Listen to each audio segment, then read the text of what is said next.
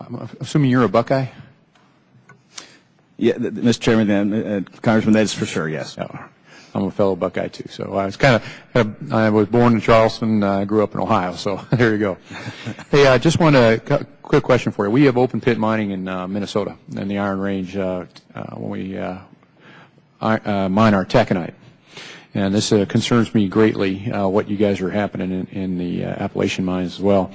How important in your industry, and one of the problems that we're having is we're trying to actually get an open pit precious metal mine. We're talking 7 years, I think over $27 million in just in studies and EPA studies. And one of the things I keep on hearing more and more is that the EPA keeps on moving the timeline, or moving the bar, which moves the timeline almost to see who's the last man standing at the end of this game. That's the impression that I'm getting. We're trying to open up a taconite mine that it's an old mine. It's going to do the same thing it did before, but more efficiently and more environmentally friendly, and we're still having these type of problems.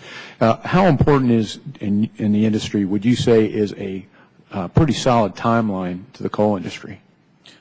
Mr. Chairman, Congressman, clearly, any time that you're investing millions and millions of dollars into a project, you want to have a rate of return.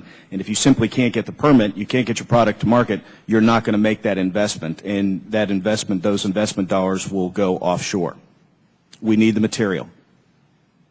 I couldn't agree with you more. And I just hope to keep our mines open in Minnesota as well, because it's essential to not only the Iron Range, but it's also essential to Minnesota.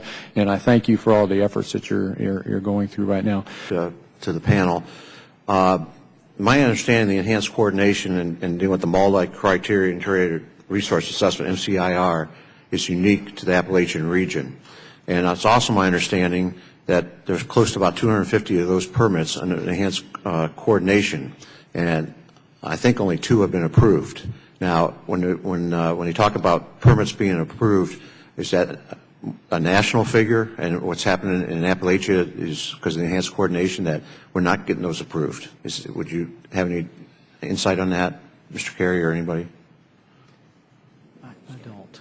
Well, Mr. Chairman, I'd go back to what Mr. Rahal said with describing a lot of those permits that were in the process they had already been in the process, and some things, the things that were given by those permits to move forward was almost there to mine type of scenario. So I'd clearly, in your numbers, may be more correct. But I would also say the concern that we have as producers of a commodity is for our customers. Our customers have to have reliability that we will be able to get our product to market. And if we in Ohio and West Virginia, Kentucky, and Pennsylvania can't meet that market demand for coal, that coal will come from someplace else. We need to have consistency in permitting. We need to have a reasonable time schedule so we can get our product to market. But it is clear to understand that there is, from this administration, on the Appalachian region has been targeted compared to the rest of the area, the rest of the country. Is that true? Mr. Chairman, I would clearly say that, and I believe I did say that in my testimony. Okay, thank you. Mr. Lundry. Specify one of those. Let's talk a little bit more about the state being primary in the permitting process. Do you know of a state out there that you would look at, Mr. Carey, and say, this state's really not competent to handle the energy sources, whether they be coal, oil, natural gas, whatever the energy, wind, that state in particular does not have competent leadership?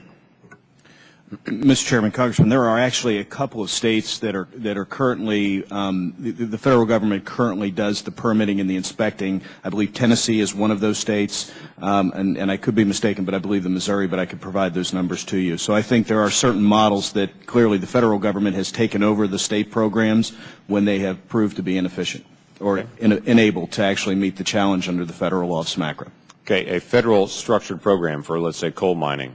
Mining of coal, is it the same in West Virginia and Ohio and Wyoming, Oklahoma? They're all pretty much the same. Each mine's the same, acts the same, has the same kind of regulations and permits, or are they uniquely different state to state? Mr. Chairman, Congressman, no. Each state is different. Each state has different topography. Each state has different coal seams that are mined in different manners. So, and Mr. Carey, in your statement today, you argued that one of the 4 things that could help to stimulate job creation in the Appalachian coal mining industry is to declare a regulatory timeout.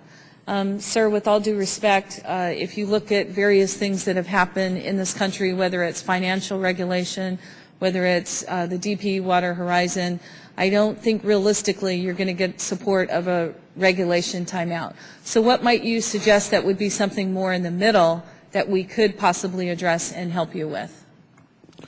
Mr. Chairman, Congressman, I think I laid out pretty specifically what I think this committee could outline to promote jobs in Appalachia. To take a middle ground approach, I'm not sure what that means.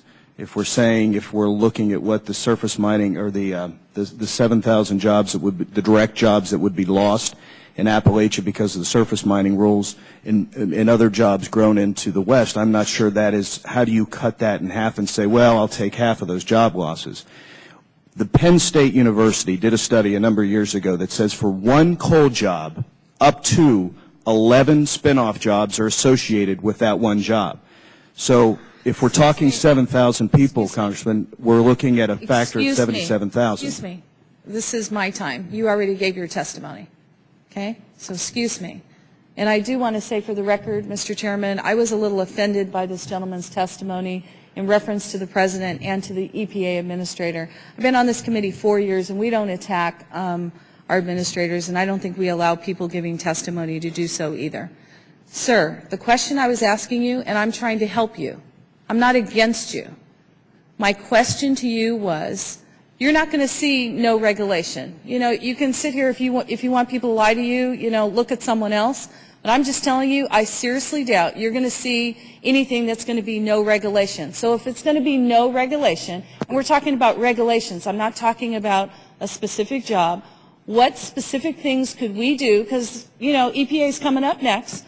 What specific items could we help you within that regulation to ease to get to the point of where you're trying to go? I'm trying to help you. Mr. Chairman, Congressman, I would be happy to outline several different things that you could help. I'd be more than happy. But I do want to say something.